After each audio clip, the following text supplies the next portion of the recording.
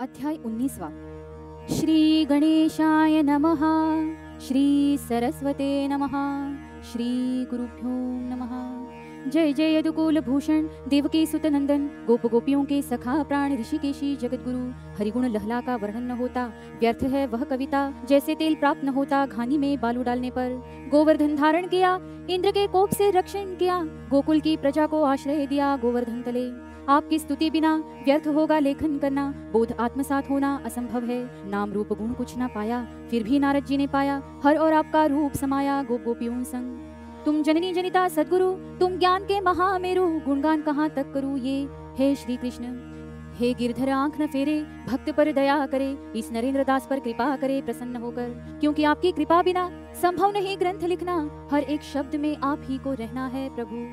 इसलिए करिए रक्षण इस आर्य संस्कृति का महान। वेद ग्रंथ पुराण ही घड़ते मनुष्य को। पिछले अध्याय लिखा ऐसे, बाहु के दुर्गुणों से अगली पीढ़ियां लड़ी मुसीबत से और उद्ध्वस्त हुई। अंत में भगीरथ आया, भक्ति का फल पाया, गंगा उतार लाया पूर्वजों को मुक्त करने। देखेंगे इस अध्याय में प्रसंग है जो ब्रह्मांड पुराण में भंडासुर दैत्य ने जिसमें तुझ समझा देवी को। एक स्त्री की शक्ति न समझी भंडासुर की मति, अहंकार ने दिलाई गति कुल गोत्र को कैसे। अगस्त्य मुनि ने प्रश्न किया, भंडासुर दैत्य को किसने निर्माण किया। तब हयग्रीव ने किया भंडासुराख्यान। सती वियोग से यज्ञ का नाश हुआ शिव जी से, दक्ष राजा का भी उनसे यह कथा है बड़ी। पश्चात जा बैठा गुफा में हिमालय की गोद में, इधर सती आई रूप में गिरिजा बनकर। गिरिजा ने शंभु को प्रसन्न करने उनको शिवाराधना को प्रारंभ किया। शिव पार्वती से उत्पन्न होना चाहिए पुत्र रत्न, सभी देवता करे प्रयत्न तारकासुर वध हेतु। महादेव को पार्वती से मोहित होने अनेक यत्न किए उन्होंने, इसी के चलते उन्होंने भेजा रति और कामदेव को। कामदेव के अथक प्रयत्न से हुए पीड़ित कामवासना से महादेव जागे तपस्या से पार्वती के लिए। ज्ञात जब हुआ शिव जी को कामदेव कारणीभूत, इसको खोलकर तीसरे नेत्र को भस्म किया उसे। शैल्य कन्या दुखी हुई वन में तप करती रही, इधर गणेश्वर चित्रकर्मा से हुई विचित्र चित्रकृति। एक मानवीय आकार का पुतला बनाया काष्ठ का, और वह पुतला उसका रखा शिव जी के समक्ष। शिव जी ने देखा पुतले को, आश्चर्य उस क्षण को, प्राण मिले उस पुतले को, जीवित हुआ वह। पुतला अति सुंदर था, रूप उसका मनमोहक था, तेजस्वी और बलवान था वह शिल्प। पुतला जब जीवित हुआ शिल्पी अति आनंदित हुआ, उसने आलिंगन दिया शिल्पी चित्रकर्मा को। चित्रकर्मा शिल्पी ने कहा उसको, प्रसन्न कर भक्ति से शिव को, मांग ले जो चाहे स्वहित शिव जी से। शिल्प के तप पर रुद्र ने प्रसन्न होकर कहा, मांग जो चाहिए वर तू मुझसे। उसने कहा शिव जी को, दुर्बल कीजिए शत्रु को, उसके सारे शस्त्रों को निर्बल मेरे समक्ष। प्रभु बोले उसको, तथास्तु तेरे वचनों को, 60,000 वर्ष तुमको राज्य प्राप्त होगा। वरदान प्राप्त होने से, उसके भंडिती भंडिती कहने से नाम मिला उसे भंडासुर। इस भंडासुर असुर को गुरु शुक्राचार्य आए मिलने को, दैत्य ने प्रणाम कर उनको आशीर्वाद पाया। शुक्राचार्य ने कहकर मयासुर को बुलाया शिल्पकार को, विशाल सुसज्जन नगर निर्माण को आज्ञा दी उसे। कुछ वर्षों में पूर्ण किया नगर का निर्माण हुआ, उस सुंदर नगर को भेंट दिया भंडासुर सम्राट को। 8 मंत्री सहायता को, 4 पत्नियां सेवा को, अनेक औक्षणी ही सेना को तैयार किया उसने। शुक्राचार्य की आज्ञा अनुसार शंकर भक्ति करे अपार, धीरे धीरे अत्याचार करना आरंभ किया। मिला था राज्य 60,000 वर्षों का, ज्ञान था इस वरदान का, फल इसी अहंकार का देवताओं पर आक्रमण करने लगा। श्रोताओं यह तमोगुण ही रहता जो विनाश का कारण बनता, इसीलिए नरक से रहता तुच्छ यह। संत तुकाराम महाराज इसे कहते अपने अभंग के माध्यम से, करते इस गुण की भत्सरना ऐसे, तम याने क्या नरक ही केवल। जिसमें तम का वास हुआ वह जीव बर्बाद हुआ, मानवता से दूर हुआ वह तमोगुण के कारण।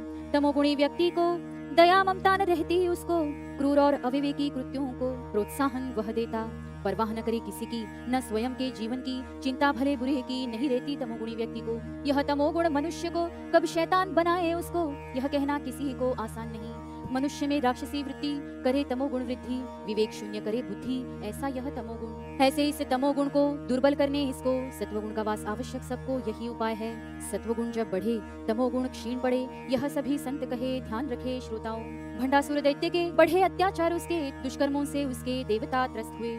शुक्राचार्य के मार्गदर्शन से यज्ञ बहुत हुए उससे, शिव जी के वरदान से भंडासुर बलशाली होता चला। इधर देवताओं का बल घटने लगे, देवता हताश होने लगे, युद्ध से पलायन करने लगे, ऐसी घटनाएं हुई। इससे धैर्य बढ़ा दैत्यों का, करने लगे विध्वंस यज्ञों का, ऋषि मुनियों को छलने का कार्य आरंभ किया भूलोक में। देख कर यह सारे प्रकार कमलापति ने किया विचार, अब अगर न किया उपचार तो यह जीना मुश्किल करेगा। तब कमलापति ने विचार कर माया निर्माण कर, जिम्मेदारी सौंप कर अधिकार दिया उसे। तुम अपनी इच्छा से नियंत्रित करो उसे, अपनी तपश्चर्या से हो रहा अति बलशाली। प्रभु से माया कहे, आप चिंता मत कीजिए, सहायता को दीजिए कुछ अप्सराएं। अप्सराएं साथ ली माया ने, चली भंडासुर को भ्रमित करने, उसे आकर्षित करने। उसने चुना मानसरोवर, पत्नियों संग भंडासुर आया करता अक्सर इस मानसरोवर जल क्रीड़ा हेतु। देख कर पेड़ की छाया जाकर बैठी ललिता नामक माया, सुरीली आवाज में गाया सुंदर गान। भंडासुर आने लगा, प्रतिदिन गायन सुनने लगा, टाल मटोल करने लगा नित्य कर्म एवं शिवार्चन में। शुक्राचार्य ने दी सूचना, नित्य कर्म चाहिए करना, कितना भी जरूरी हो काम अपना न भूलते हुए। शुक्राचार्य का आदेश भी वह माने ना कदापि, इतनी लापरवाही करने लगा भंडासुर। वह इतना भटका, ललिता देवी के जाल में अटका, सम्मान आदेश का न करे शुक्राचार्य के। दैत्य गुरु शुक्राचार्य ने क्रोध में शाप दिया उन्होंने, जिम्मेदार होगा तू अपने पतन का। श्रोताओं प्रसिद्ध है कहावत, क्रोधित हो अगर देव तो शांत करे गुरुदेव, पर क्रोधित हुए गुरुदेव तब कोई समर्थ नहीं। गुरु है शक्ति महान, देवी देवताओं को भी इसका ज्ञान, चाहते हैं आशीर्वाद रूपी रसपान देवता भी। राम यह परब्रह्म वशिष्ठ शरणम, कृष्ण संदीपनम गुरु किया। प्रत्यक्ष परब्रह्म चाहे गुरुचरण, गुरुचरण ले दर्शन आशीर्वाद हेतु। माना है गुरु को सभी ने देखो इनको, परब्रह्म उनको जन्म उद्धार के लिए। ईश्वर को जानकर लो जीवन का उद्धार कर, मैं कौन इसकी खोज कर देंगे सद्गुरु। जो चाहता ईश्वर देखना, उसे आवश्यक है सद्गुरु बनाना, देवाधिदेव सद्गुरु बिना मिलते नहीं। ऐसा है यह संदेश दिया संत नामदेव ने विशेष, जिन्हें नहीं लगता था आवश्यक गुरु जीवन में। जब ज्ञान दिया विठल ने, गुरु का स्थान क्या है जीवन में, महत्व को रखो ध्यान में, जाकर गुरु बनाओ। तब नामदेव ने जाकर विसोबा के चरणों पर सर रखकर सर्वस्व अर्पण कर उद्धार पाया। आज तक जिसने भी किया मन से गुरु स्वीकार किया, सभी ने उद्धार कर लिया मानवीय शरीर से। इसलिए चाहिए गुरु करना, तन मन से अर्पण करना, उसी के होकर रहना सर्वस्व त्याग कर। जो इसे मन से माने वह ऐसा आदेश जाने, गुरु वाक्य को माने ब्रह्म वाक्य। ध्यानम मूलम गुरुमूर्ति, पूजा मूलम गुरुपदम, मंत्र मूलम गुरुवाक्यम, मोक्ष मूलम गुरु कृपा। आज्ञा रूपी आदेश गुरु का वो मानिए अत्यंत महत्व का, तिरस्कार न करे उसका निज कल्याण के लिए। दैत्य गुरु शुक्राचार्य का मान न रखा उनके आदेश का, भागी बना अवकृपा का भंडासुर। फिर हुआ दिशा हिंसा, कार्य करे बुद्धि हिंसा, महत्व काल समय का भूला वह। देवताओं को यही चाहिए था, भंडासुर के लिए आवश्यक था, उसके उपद्रव से परेशान था सारा देवलोक। युक्ति हुई थी सफल, भंडासुर पद भ्रष्ट हुआ सकल, छोड़ा शिव आराधना का आचल, राक्षसी गुण बढ़ने लगे। ऐसे गुणों की वृद्धि होती, हाथ से त्रुटियां होती, पाप की बढ़ती शक्ति, विनाश होता सरलता से। नारद मुनि ने भेंट कर देवताओं से सारा वृत्तांत कहा उनसे, जाल में अटका कैसे दैत्य भंडासुर। नारद कहे देवताओं से, परिचित हो उसके वरदान से, 60,000 वर्ष के जीवन से पुरस्कृत है वह। इसलिए श्री ललिता माता की जाओ तुम शरण उनकी, उद्धार होने देवताओं की आवश्यक है यह। नारद के वचन सुनकर इंद्र चला देवों को लेकर, मानसरोवर जिस स्थान पर थी ललिता देवी, उस पराशक्ति की देवताओं ने पूजा की, अवधि 1000 वर्ष की बिताई उस स्थान पर। महत्व आया उस स्थान को, इंद्रप्रस्थ नाम दिया उसको, सब माने नारद के मार्गदर्शन को, पूजा अर्चना विधिवत करने। पुनः शिष्य मोह में आकर शुक्राचार्य आए उस स्थान पर, भंडासुर को सचेत कर आंखें खोलने। गुरु ने कहा दैत्य से, तू विष्णु की माया से मोहित हुआ, उससे छोड़ा तूने तप आचरण, इससे तुम्हारा विनाश ही होगा, इसे तुम्हें छोड़ना ही होगा। इंद्र घोर तप करता होगा, जाकर रोको उसे। एक तो वानर उस पर मदिरा पिया, क्रोध से उठकर विचार किया, तुरंत इंद्र पर आक्रमण किया उसे भगाने। देव दैत्य युद्ध हुआ, भीषण अनेक दिवस हुआ, अंत में सहायता को आना हुआ ललिता देवी को। युद्ध में सहायता की देवी ने, विजय पाई इंद्र ने, जन्म लिया गर्व ने देवताओं में। पराक्रमी हम ही, इसलिए विजयी होते सदा ही, हम जैसा कोई नहीं त्रिभुवन में। पराशक्ति को दुर्लक्षित किया, देवी का विस्मरण किया, तब देवी ने विचार किया गर्वहरण करने का।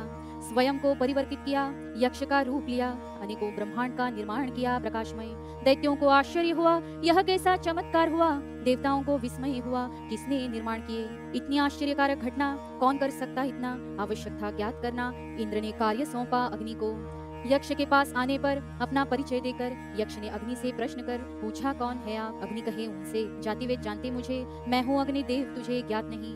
यक्ष ने तृण सुखा अग्नि के समक्ष फेंका, जलाकर सिद्ध करो ताप का, तब तुम्हें अग्नि मानूंगा। अग्नि ने तृण को जलाने का अथक उपयोग किया ताप का, सारा प्रयत्न विफल हुआ उसका, तृण जला न पाया। लज्जित हो गया देवलोक को, सारा वृत्तांत कहा देवताओं को। तब इंद्र ने वायु को भेजा जानकारी लेने, दिया परिचय वायु का, संचालन करता मैं सृष्टि का। यक्ष कहे तो विलंब किस बात का, हटाओ तृण को अपने स्थान से। किया प्रयत्न सारी शक्ति लगाकर, हिला न पाया तृण को रत्ती भर, वहां से लज्जित होकर निकल गया। देवलोक पहुंच शीघ्रता से, वही वृत्तांत कहा इंद्र से। सारे देवता कहे इंद्र से आप स्वयं जाए। इंद्र तुरंत निकला गर्भ से, यक्ष अंतर्धान हुए वहां से, गर्दन झुकी शर्म से, यक्ष ने की अपमान। मेरा सम्मान किया नहीं, भेंट भी की नहीं, आवश्यक समझा नहीं, अपमानित किया जानबूझकर। धनवान व्यक्ति जो महत्व देता केवल धन को, स्वाभिमानी व्यक्ति को मान का महत्व वैसे। अपमान सहन न हुआ इंद्र को, निकला देह त्याग करने को, अपमानित होकर मुझको नहीं रहना। ध्वनि आकाश वाणी की, अगर माया बीज की भक्ति की, मनपूर्वक श्रद्धा अर्पित की, तब जानोगे सत्य। देवताओं ने की आराधना मिलकर, तब देवी ने प्रकट होकर सभी को दर्शन देकर बताया यक्ष मैं ही थी। देवी ने कहा मुझे पहचानो, सभी कारणों का कारण जानो, मैं ही हूँ ब्रह्म मानो, वह मेरा ही रूप है। मेरी ही कृपा से प्राप्त हुई विजय से, अहंकारी हुए उसी से और बिसरे मुझे, इसलिए धर के यक्ष रूप को दिखाया तुम सबको, मैं हूँ श्रेष्ठत्व को पहुंची हुई। देवताओं ने यह जानकर अपनी गलती को मानकर देवी को साष्टांग प्रणाम कर प्रसन्न किया। श्रोताओं, इसलिए बार बार हम कहते विनाशक है अहंकार, अज्ञानता के कारण हर बार जन्म होता इसका, इसलिए प्राप्त करो शुद्ध ज्ञान, मैं नहीं महान, इस सृष्टि का वहन इतना आसान नहीं। मुझ जैसे अनेक व्यक्तियों को, उनकी प्रवृत्तियों को साथ लेकर इन सबको इस विश्व को चलाती, हर घटना की चिंता करती, उत्पत्ति स्थिति लय इन पर ध्यान देती, सभी को न्याय देती योग्य। कौन किस पर करेगा नियंत्रण, कौन रखेगा, कौन किसको संभालेगा पालन पोषण कर, कभी किसी को भी अन्यथा देती नहीं, किसी से होती नहीं लाचार कभी। नियंत्रण इस चराचर पर नियति ने रखा है कर, कोई न लगा सके इस कार्य पर प्रतिबंध। अगर करने लगे उस पर अधिकार अज्ञानी होकर, तो गर्व के कारण गिरकर आएंगे उसके चरणों में। कोई कितना भी कहे अज्ञान में, ईश्वर नहीं ब्रह्मांड में, उसे रखना होगा ध्यान में, कोई तो शक्ति है, उसे मानो नम्रता से, जब तक न करो कठोरता से। आवश्यक नहीं ईश्वर मानो उसे, यह तो आपकी इच्छा पर निर्भर। परंतु जो मानते नहीं, अंत में आते यही, क्योंकि वे जानते नहीं आदि और अंत उसी के हाथ। इंद्र ने जाना तब जाकर, हमने जो किया गर्भ में आकर, यक्ष रूप में उसे समझाकर देवी ने उत्तर दिया। देवताओं ने कहा देवी को, समस्त जगत की माता तुम ही हो, आपकी सृष्टि रूपी कल्याणकारी क्रिया को हमारा प्रणाम।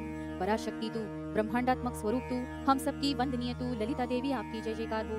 तीनों जग का पालन करने वाली, कलाकाष्ठ मुहूर्त की रचना करने वाली, 3 मास ऋतु निर्माण करने वाली, हे जगत माता तुम्हारी जय हो।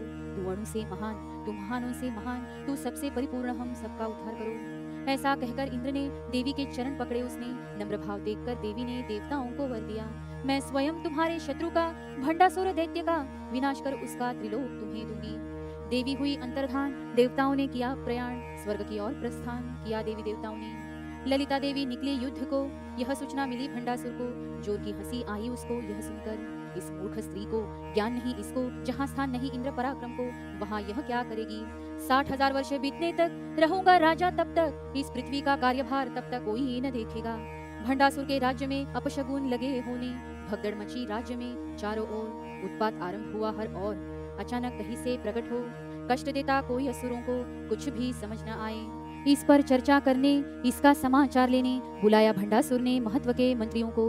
दैत्यराज भंडासुर, संग पराक्रमी दोनों भाई असुर, पहुंचे सभा स्थान पर एवं 8 मंत्रीगण। प्रथम राजा की स्तुति कर मंत्रियों ने कहा समाचार देकर, एकत्र हो रही वहां पर देवसेना हमारे विरुद्ध। उन्होंने एक स्त्री को बनाकर मुखिया उसको भेजा है युद्ध को हमारे विरुद्ध।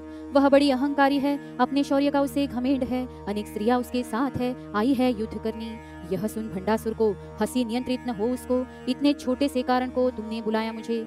योद्धा को मुझे जैसे लड़ाओगे उस स्त्री से, जो है दुर्बल मुझसे मूर्ख कही के। पराक्रमी है हम ध्यान रखकर, सेनापति तुम लड़ो जाकर। अंत में उसकी चोटी पकड़कर खींचते लाओ दरबार में। गुप्तचरों से मिला समाचार उसका, ललिता देवी है नाम उसका, अत्यंत कोमल व्यक्तित्व उसका, डरने की आवश्यकता नहीं, कोई सत्व नहीं उसमें, ना ही क्या पराक्रम जग में, ऐसी स्त्री का युद्ध में टिक पाना संभव नहीं।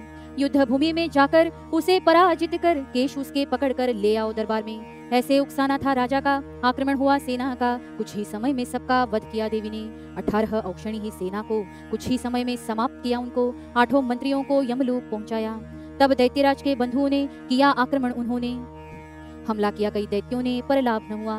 बंधु भी गए मारे, पुत्र भी यमलोक सिधारे, समाप्त हुए सारे, फिर भी भंडासुर था प्रसन्न। सोचे किस बात का भय उसको, यह स्त्री क्या करेगी मुझको। शंकर का वरदान हमको, शत्रु होगा निष्प्रभाव, शत्रु का ना चलेगा शस्त्र, ना काम करेगा अस्त्र, स्वयं वह लड़ेगी मात्र, और क्या संभव है।